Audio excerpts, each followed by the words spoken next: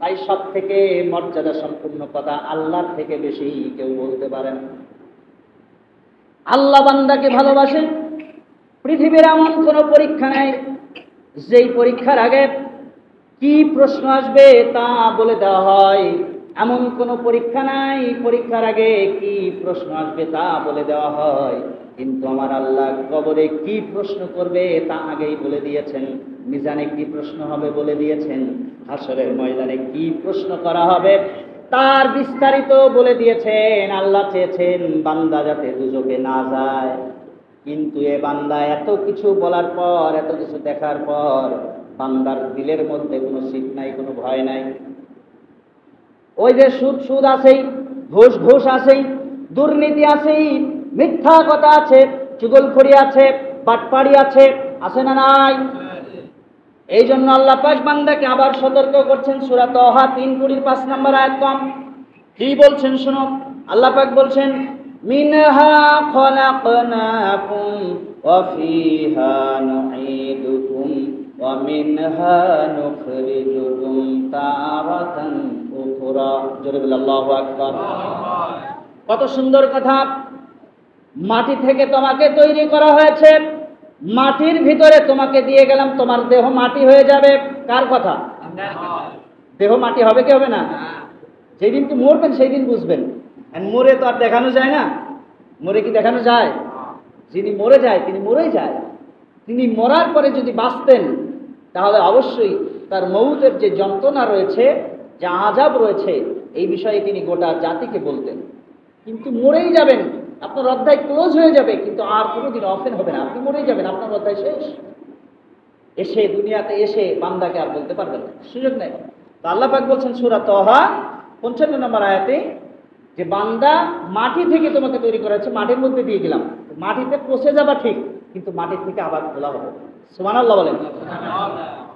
এরপরে আল্লাহ পাক বলছেন 30তম পারা সূরা জিলজাল 1:17 নম্বর আয়াত কম। খুব সুন্দর কথা আল্লাহ পাক বলে দিয়েছেন। এত সুন্দর কথা কোরআন যদি আপনি রিসার্চ করেন, কোরআন যদি একটু গবেষণা করেন, বাংলাদেশের অনেক বক্তা আছে, আমি নিজেও বক্তা, তারপরেও কথাটা স্বীকার করা লাগে। বাংলাদেশে প্রায় 80% বক্তা আছে গবেষণা করে না। তারা সারাদিন মোবাইলে ওয়াজ শুনে, আবার রাত্রেবেলা সাপ্লাই দেয়। এই জন্য ইউটিউবে যান, ফেসবুকে যান, মিডিয়ায় ঢোকেন, দেখবেন 2 নম্বর আজহারি, 2 নম্বর সাইদি, 2 নম্বর তারেক মনোয়ার, 2 নম্বর আমির হামজা। আছে না নাই?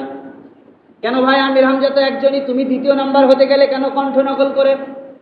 আল্লামা সাইদি একজনই, বাংলার আকাশে জন্মগ্রহণ করেছেন। ওই জায়গা আজীবনের জন্য হয়তো বা খালি থাকবে। তুমি কেন 2 সাইদি হতে গেলা? আল্লাহর পক্ষ থেকে যদি তোমার কণ্ঠ এরকম হতো তাহলে তুমি মেনে নিতে, কিন্তু কণ্ঠ দেয় নাই। সারাদিন নকল করে করে মানুষের সামনে পরিবেশন করার কোনো প্রয়োজন নাই। একটু গবেষণা করেন, একটু থিসিস করেন, একটু লেখাপড়া করেন, তারপরে কোরআনটা বর্ণনা করেন, দেখবেন আপনার ওয়াজে প্রতিদিন নতুনত্ব থাকবে। সুবহানাল্লাহ বলেন। কারণ কোরআন নতুনত্ব দিয়ে ভরা। এত মডার্ন, এত আল্ট্রা মডার্ন পৃথিবীর আর কোনো কিতাব নাই। সারা জীবন সূরা ফাতিহা, নামাজ শুরুর সময় সূরা ফাতিহা, আজীবন আপনার জন্য সূরা ফাতিহা ভালো লাগবে। কোনোদিন কেউ বলতে পারবে না আজকে সকালবেলা সূরা ফাতিহা দিয়ে পড়েছি, জোহরে পড়েছি, আসরে পড়লাম, মাগরিবে একটু অন্য সূরা দিয়ে, বলা যাবে না? সুযোগ আছে? নাই। সূরা ফাতিহা যেই পড়তেছে, যিনি পড়াচ্ছেন, সূরা ফাতিহা নতুনত্বই থাকছে।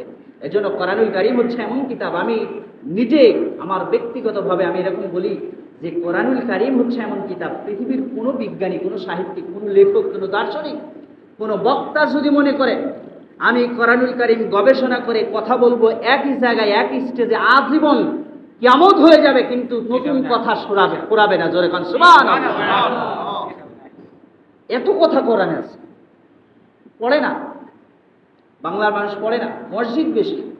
এই জন্য তো আল্লাহর হাবিব বলেছেন মাসাজিদুহুম আমিরাতু ওয়া হিয়া খরাবুন মিনাল হুদা।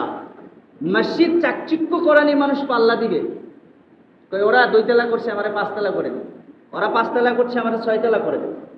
মাসাজিদুহুম আমিরাতু ওয়া হিয়া খরাবুন মিনাল হুদা। কিন্তু মসজিদের মধ্যে কোনো হেদায়েত থাকবে না, হক কথা থাকবে না। দিন দিন মানুষ সব কথা ভুলে যাবে, অন্যায় সয়লাবে ভরে যাবে, সেরকম একটি যুগ চলেছে।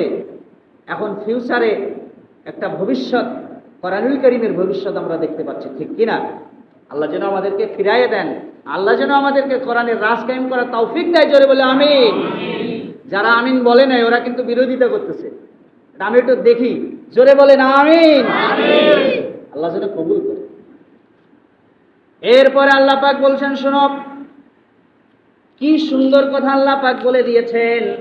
এত সুন্দর কথা দুনিয়ার কোন মানুষের উদ্দেশ্যে বলতে পারে না। দুনিয়ার মানুষ যদি আপনাকে কোনো কথা বলে, বুঝবেন হয় আপনার দলের পক্ষে টেনে কথা বলেছে, নাই গোষ্ঠীর পক্ষে টান দেওয়া কথা বলেছে, নাই নিজের পক্ষে টান দেওয়া কথা বলেছে। কিন্তু আমার আল্লাহ চেয়েছেন মানব জাতি কল্যাণকামী হয়ে যাক, মানব জাতি জান্নাতে প্রবেশ করুক, মানব জাতি সর্বোপরি জান্নাতে সুখে থাকুক। এটা আমার আল্লাহর চাওয়া। সেই জন্য সব কথা ওপেন করে দিয়েছেন।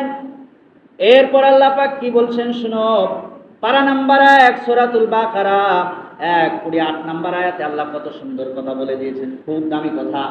এতক্ষণ যত দামি কথা বললাম, এর সাথে আরেকটা দামি কথা নিয়ে যান, তাহলে অন্তত পক্ষে কাজে লাগবে। সূরাতুল বাকারার 1:28 নম্বর আয়াতে আল্লাহ কত সুন্দর কথা বলেছেন শুনো, কাইফা তাকফুরুনা বিল্লাহি ওয়া কুনতুম আমওয়াতান ফাআহইয়াকুম সুম্মা ইউমীতুকুম সুম্মা ইউহয়িকুম সুম্মা ইলাইহি তুরজাউন। জোরে বলো আল্লাহু আকবার।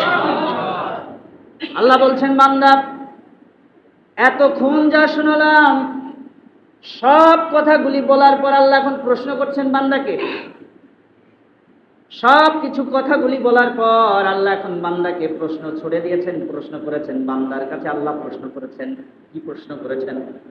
বান্দার কাছে প্রশ্ন করেছেন, কাইফা তাকফুরুনা বিল্লাহি ওয়া কুনতুম, কিভাবে, কিসের জন্য, কোন স্বার্থে, কোন লোভে, কে তোমাকে মন্ত্র দিল, কোন মন্ত্রের কারণে তুমি আল্লাহ তাআলাকে ভুলে গেলে? কিন্তু তোমার কি মনে নাই তুমি মৃত একটা ব্যক্তি ছিলে? 27 বছর আগে আব্দুল খালেক নামে কোনো অস্তিত্ব ছিল না। আপনার বয়স যদি 30 হয় তাহলে 31 বছর আগে আপনার নামে কেউ ছিল না।